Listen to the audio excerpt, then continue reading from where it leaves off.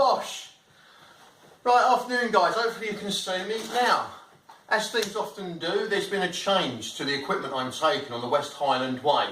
So I thought I'd do a completely new kit bag review.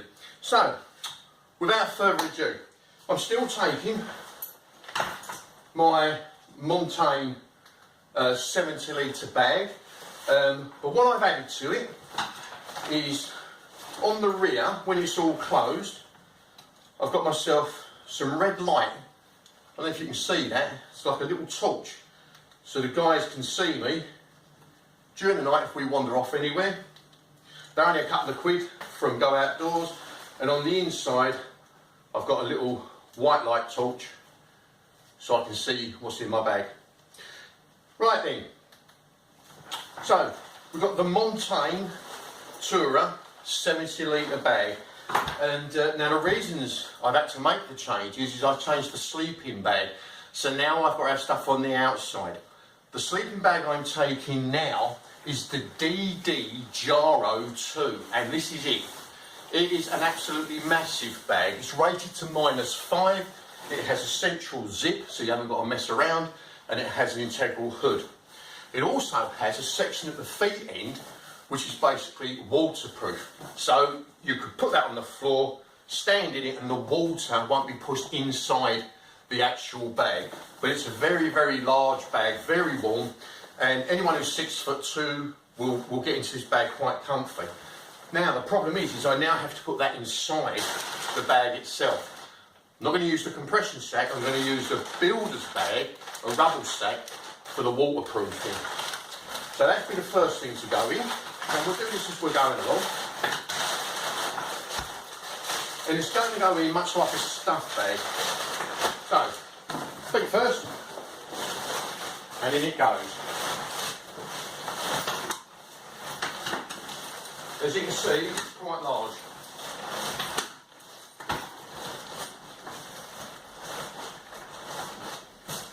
So that now all stuff's inside there, and that'll keep that nice and dry. Okay. The next things to go on top will be my dry clothes. Now what I've done is I've split down my dry sack. I had one dry sack, I've now split it down into 3. The rationale behind that is if the dry bag was to split, all my clothes would have got wet. So by splitting them down, I will only get a certain amount of clothes wet if that should happen. So the first one, all this stuff is going to be my warm gear because we're going to be doing Ben Nevis and it might get cold. So I've got a woolen pair of gloves, a woolen hat, don't dry it, and I've got a regatta padded top layer, shall we say. It's obviously not a coat, but it's very, very warm. So that'll be my warm gear. Get the air out.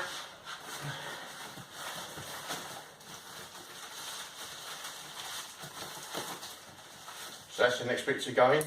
Now I could do all this inside the tent, which is quite nice. Okay. My nighttime clothes. I've got this sleeved North Ridge long sleeved warm top.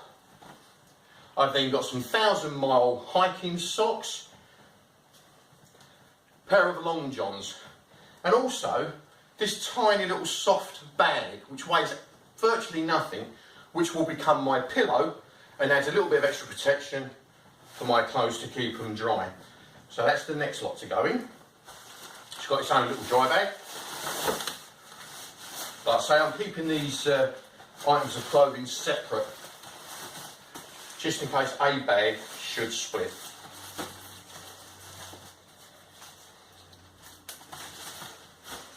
And then my last lot of clothing is my nighttime wear, if you like, my going out and spare clothes. Now I am taking, and it's quite a lot I know, but I am taking 4 pairs of Bridgestone hiking socks. Now these are really, really good socks. They wick away the sweat, They're very comfortable. I'm packing them loosely. So then, if I've got a wet pair, I can then grab a dry pair, let the wet ones dry out in somewhere separate. But I've always got dry socks, and it doesn't matter because it doesn't matter which two socks you get, it will make a pair. I hope that makes sense. So they'll go in there. Let's say 4 pairs of socks spare, but it's bound to get wet. Now these are underwear, pants as we call them in the UK. Now they're supposed to be anti-chafing, and they didn't work too well when I done Hadrian's Wall, but I'm taking them anyway. I've then got a Birdhouse t-shirt, very light, wicks away sweat, dries very quickly. And then to wear in the evening, it ain't a fashion show, I've got a pair of shorts which are actually swimming trunks. So I may wear those and the long johns underneath, which will look quite a sight. but anyway, that's my change of clothes there. Now all those go in next into my bag and go on top of the Jaro 2 sleeping bag. Push that in.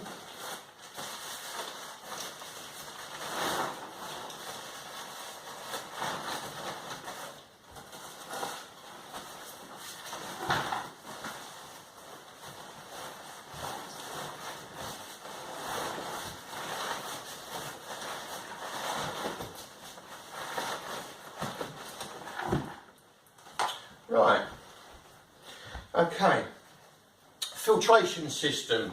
I've got the soya minis, they're still going, and I've got puree tabs or purification tabs on the outside, and I've got 2 of the squeeze bags. I think each of these holds about 500 mils of water. Now they are going to go in the little belt pockets. Originally, they were going to go in the base of the bag. But as I'll show you, I've got other plans now. So, they go in there. And I have them so that they drain downwards. There again, any contaminated water will go to the outside world and not to any of my kit that I've got. Now, because I might forget, attached to my sternum belt is my whistle. Just in case I forget. Right, stuff to go in there. Next stuff to go in. This is my rag jacket. Now you've seen this before. I absolutely love this jacket. It's brilliant. It's very waterproof. It's very wind resistant. The pockets are in such a place that your straps don't get in the way. It's very light. And it has zips under the armpits so you can vent out some of the warm air, which is very good. So that will go in next. Well, actually, it won't go in next. My cookware will go in next. Now, the cookware has changed because now I'm using the Totes tower system. Now, there's another video on that which you may have seen. So that will go in. 1 day's supply of food, which is basically noodles, what do you call them, oxo cubes, coffee, and some flapjacks, and some rehydration salts that'll be going in, and my mug. Now, because I'm using the tower unit as well, by the way, there's a small gas in there and a pocket rocket. I don't want to use all my gas up. I want to try and conserve my gas, so I'll be using the tower as much as I can. And because it may be wet, I've got myself a load of cotton wool saturated in petroleum jelly. I've got some solid fuel, and I've got a lighter with an LED torch on it, which might come in very handy. The other thing in my mug is like a little tube, little vial of virgin olive oil. Now you can cook with this, you can drink it as it is. It's very, very, very high in calories, so that will keep me going. And my rehydration salts. Going to do a lot of sweating. It's no good just keep drinking water. You do need to replace and replenish the salts in your body. Otherwise systems start to mess around. Stickers. Gotta have your stickers. Right, so that all goes in next.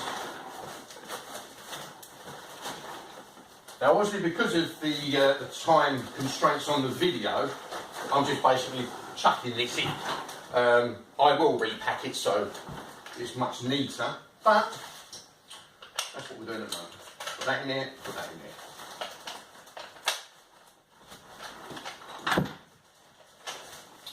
Okay, on top of there, sneakers, put them in. Okay.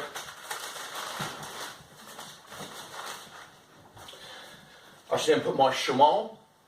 Can be used as a headdress, as a bandage, as a dressing. Well, not dressing, it's not sterile, but I can use it to wipe down moisture in the tent, all sorts of things. They're brilliant, they are. And they're only a couple of quid off of Amazon. Well, I say a couple of quid, I think they're about £6–7. That goes in. The rag jacket goes in. Now, I still managed to actually keep the weight relatively low. It's still only all in, comes out at £30. So it's not bad. Might be just a little bit over £30, but not bad. My navigation equipment, which is a Silverline compass, all the maps that I need cut down, field and survey, and I've outlined the path and points of interest on the maps. So that goes in.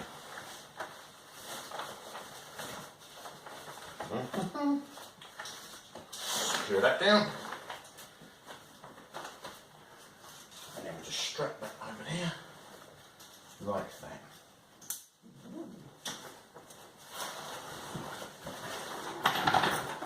Okay, now going in the hood.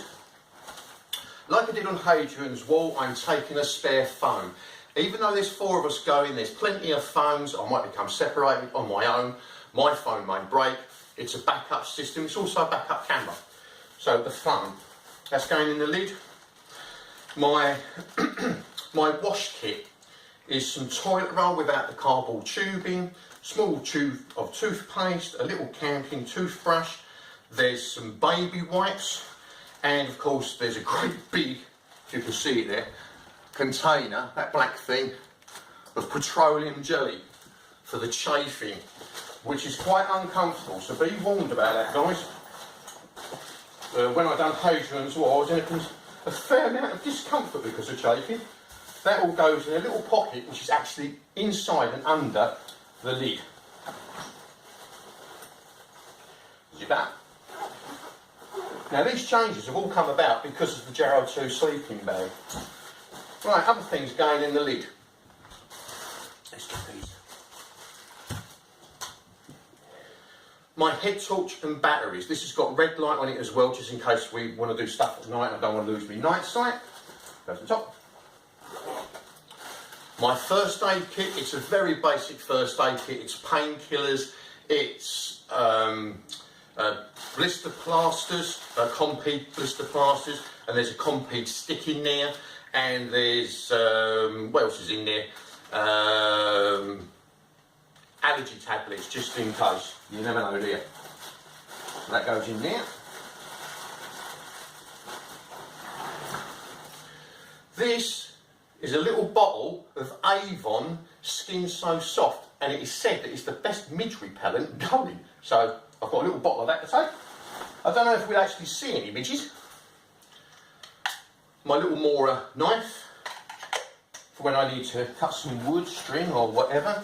Now I'll also be taking my everyday carry, which is basically a Swiss Army knife, about 18 metres of very fine paracord. There's a ferrocerium rod in there and a striker, and I've got some cotton wool stuff in there as well. So there we are. I've got some spare tent pegs, only a couple, and they're aluminium, they're not titanium. The titanium ones seem to bend really easily. Now, you may remember, on Hadrian's Wall I had chargers. This is my new charger unit, okay, and it's the RAV Power. I've tested it. It charges my phone 6 times from flat, but it does take about an hour to charge the phone. It takes almost a night to recharge this thing. Excuse me. So hopefully I'll be recharging my phones from pubs, petrol stations, cafes and things like that. And this will only be like an emergency backup. So that goes in there. baseball cap with a peak. Now the peak keeps the sun out of my eyes, if there is any, and of course my midge net, which will go over my head, and it keeps that from actually getting in the face, so that lives in the top as well.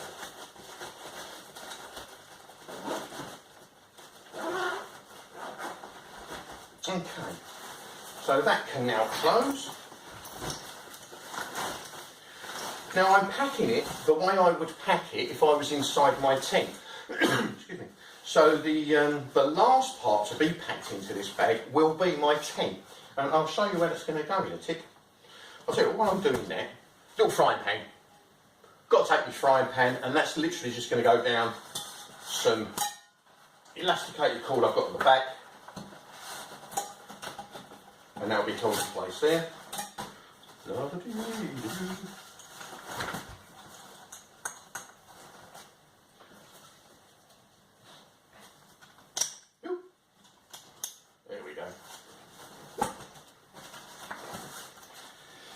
Now, because of changing it all around, I can't use the actual dry sack, the bag that goes over the bag itself, if that makes sense, because I've got the Z light now on the bottom. So what I've gone and got is this poncho. Now, it's a sealed one unit, like a tent, but it's got sleeves so your arms can pop through, and on the back you've got this extra part which covers the entire bag. So this covers me and the bag in one go. So hopefully I won't need the dry bag for the actual rucksack. That's what I'm hoping anyway. But everything's in their own little dry sacks anyway, so we should be okay. Now these just pop roughly on the outside pocket, and we just zip that up so I can get some quickly. The other waterproofing stuff I've got is I've upgraded my leggings. Now these are lined, so you've got some extra insulation there. You do tend to get warm in them obviously, but what I found really good is the whole leg unzips, so you've not got to fight getting in and out of them with your boots on. And of course I'll leave these unzipped, so if I need them I can just pop them on. And they go in the outside. Like that. I'll just go in there. Those up.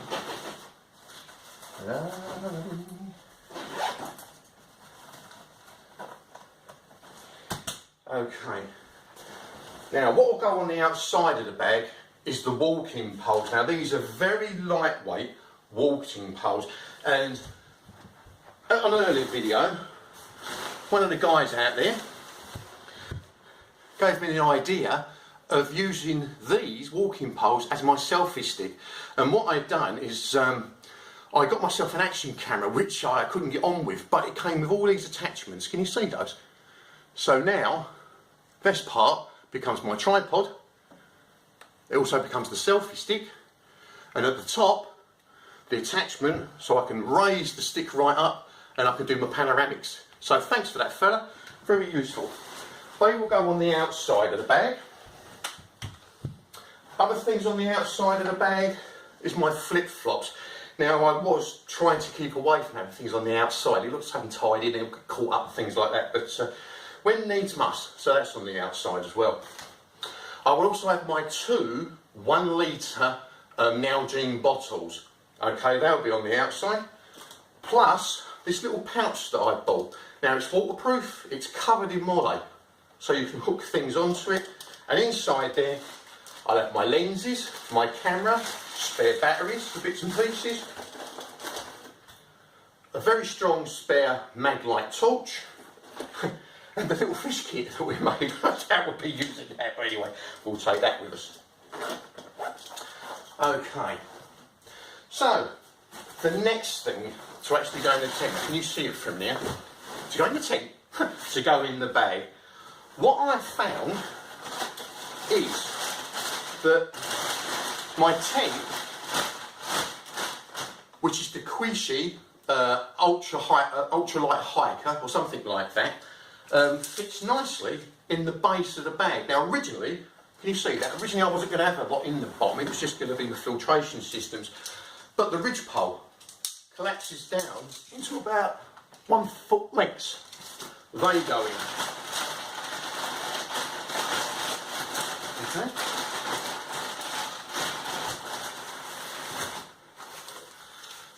Tent pegs, aluminium. Not using the titanium ones, they bend too easily. They go in. Now on each corner of the tent you have these solid uprights. If you put them all together,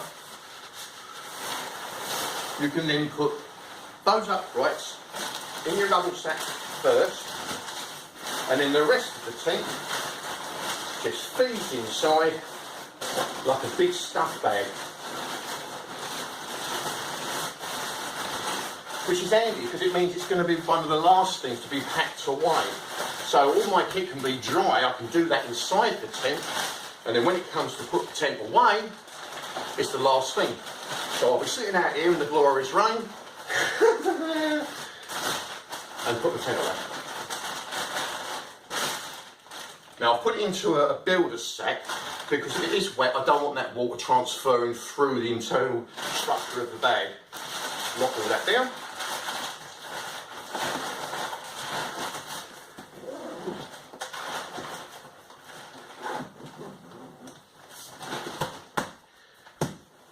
And now, on the bottom, which is a bit of course the problems why I can't put the little bag over it, is my Z-light, the sleeping mat, the black side on the floor, the blue side you're sleeping.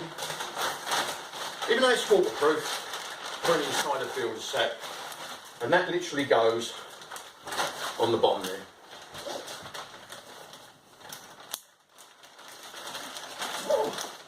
So there we go guys. Now, that is really about it, and the rest just pops on the outside. And if we've got time on the camera you should be able to see me doing it. So flip-flops on a carabiner, walking poles on the side. Oops.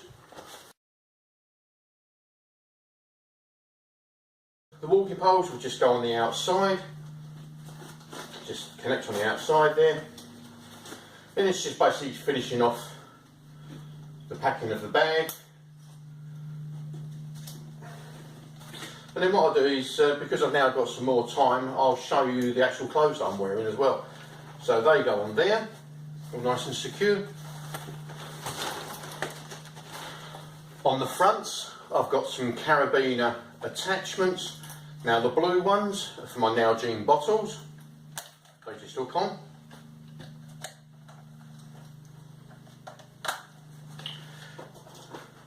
And the little pouch with the molle strapping on it also clips on the front. So there you have it guys. That is the revised West Highland Way kit review, or kit that I shall be taking. And of course it's subject to change, as these things always are. So I'll put that to one side and I'll show you what I'm actually going to be wearing. So on the day, most days, this is the kit I should be wearing, likely with my, can you see that there? With my rag jacket on top. I've got my Mindel MF System boots, a really good boot. I've re-waterproofed these, I re-waterproofed the tent as well.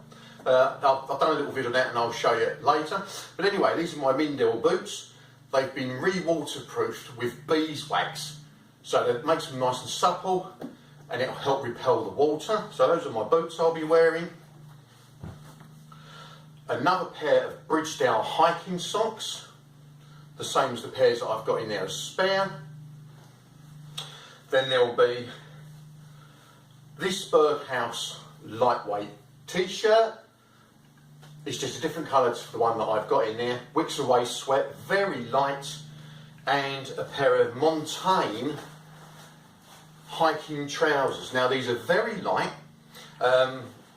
I don't know if it's ripstop or not, but what is good about it is they can be broken down into shorts, so you can take the lower part of the leg off, or you can open up the vents on the lower leg to let a bit of air through. Now you need to be careful about that because of ticks.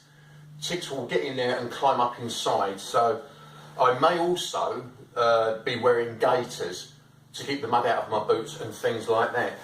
Now this kit dries really quickly, so hopefully at the end of the day this can all be washed in a stream, put out to dry, and it's ready for the next day. So that is the kit that I'll be wearing. Anyway guys, thanks ever so much for joining me. Hopefully the next video that you see after this one is myself and the lads doing the West Island way, and if there's anything left for us at the end of it, getting up and down Ben Nevis, and there'll probably be a little bit of celebrating at the end. So you be good, you be safe, and you keep smiling. Thanks for all your subscriptions, likes and shares. I'll be doing like the Facebook thing as I'm walking along, and you can all G me up and keep me going as, as the days go by. So thanks again guys, catch you later, all the best, ta-da.